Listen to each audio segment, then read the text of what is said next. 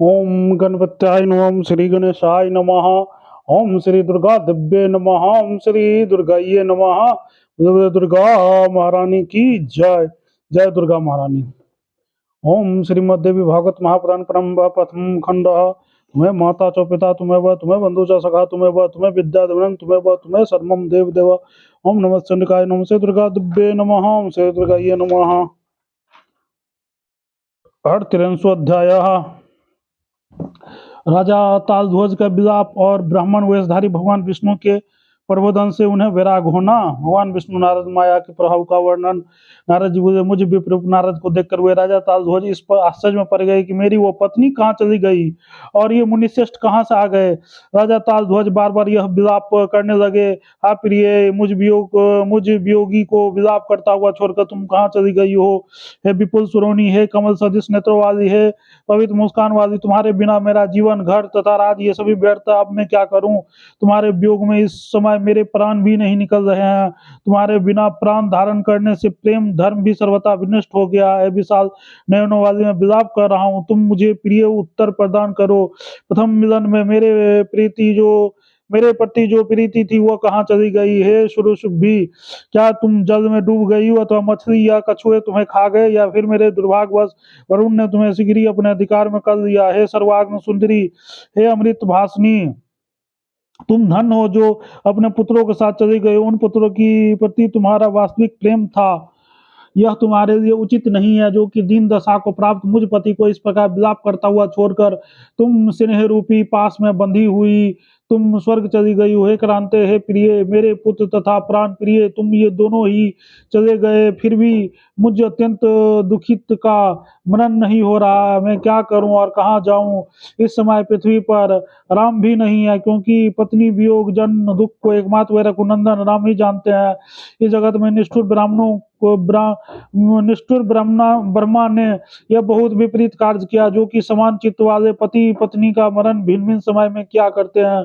मुनियों ने नारियों के अवश्य ही बड़े उपकार कर दिया है, जो उन्होंने धर्मशास्त्र में पति के साथ पत्नी भी जल जाने सती होने तथा उल्लेख किया गया। इस प्रकार विलाप कर रहे उस ध्वज को भगवान विष्णु ने अनेक प्रकार से युक्ति पूर्ण वचनों से सांत्वना दी।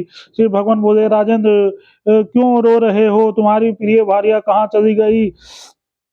क्या तुमने कभी शास्त्र श्रवण नहीं किया अथवा विद्वजनों की संगति नहीं की। वह तुम्हारी कौन थी, तुम कौन हो, कैसा संजोग तथा कैसा वियोग। प्रभु मान इस संसार से मनुष्यों का प्रबंध नौका पर चढ़े हुए मनुष्यों की भांति होती है। हे निवश्रेष्ठ, अब तुम घर जाओ, तुम्हारे व्यर्थ रोने से क्या लाभ। मनुष्यों का संजोग तथा वियोग सदा देव के अधीन रहता है।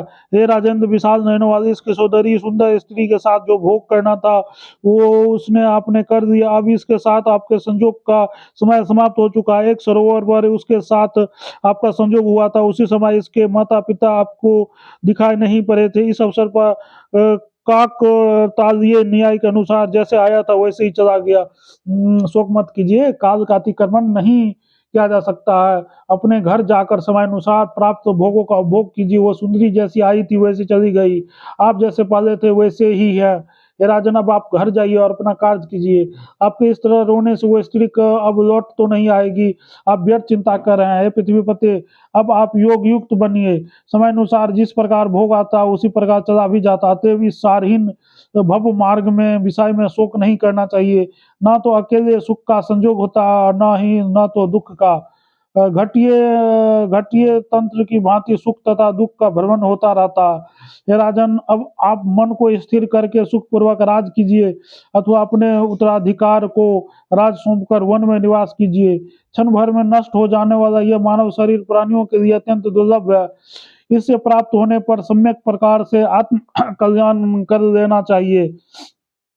है राजन, जीवा तथा जितेंद्रिय का आस्तवाद तो पशु योनि में भी सुलभ होता है, किंतु ज्ञान केवल मानव योनि में ही सुलभ है, अन्य क्षुद्र योनियों में नहीं।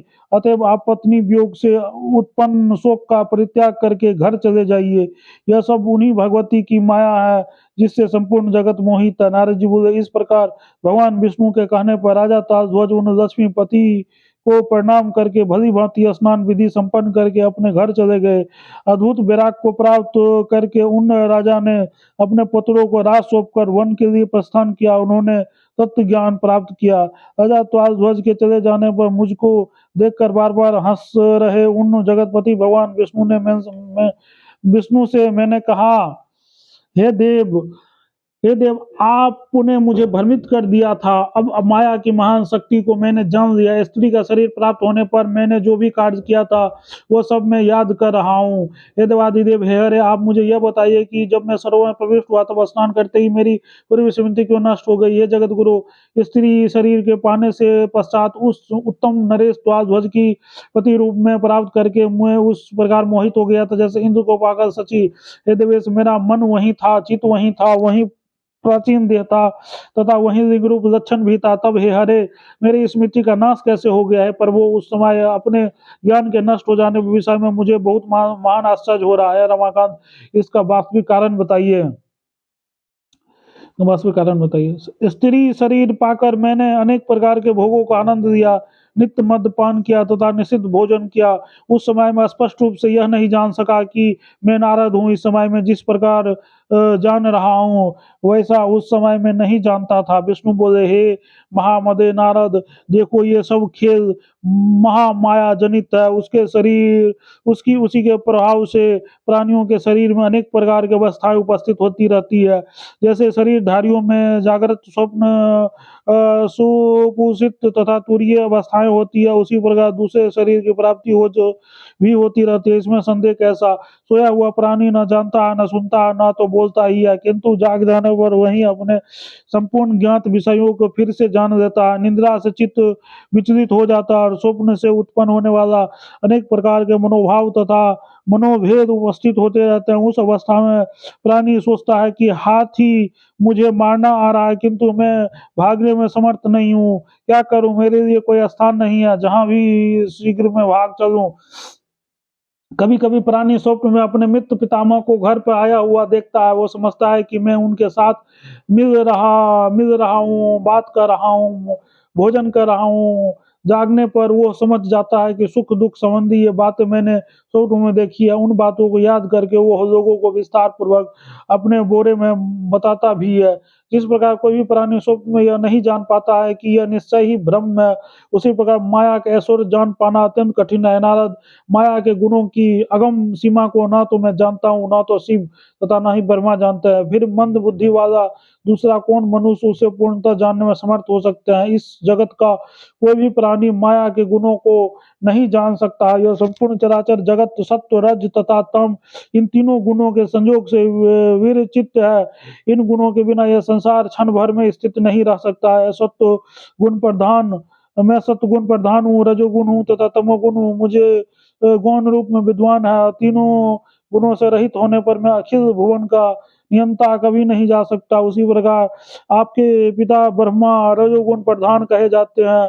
वे सत्व गुना और तमोगुण से भी युक्त हैं, इन दोनों गुणों से रहित नहीं है। उसी प्रकार भगवान शंकर भी तमोगुण प्रधान है तथा सत्व गुण और रजोगुण उसमें गौण रूप में विद्वान है। मैंने ऐसा किसी प्राणी के विषय में नहीं सुना है जो इस तीनों गुणों से रहित हो। अतएव हे मुनीश्वर, माया के द्वारा विचलित, सारहीन, सीमा रहित तथा परम दुर्घट तथा इस संसार में प्राणी को मोह नहीं करना चाहिए।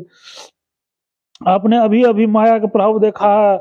आपने अनेक प्रकार के भोगों को भोग किया है। तब हे महाभाग, आप उस समय महामाया के अद्भुत चरित्र के विषय में मुझे क्यों पूछ रहे हैं।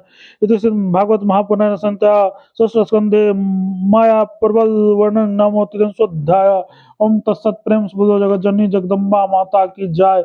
बोले बोले दुर्गा महारानी की जय। दुर्गा महारानी, महाकाल, महालक्ष्मी, महासुर, महाकाल, जय माँ।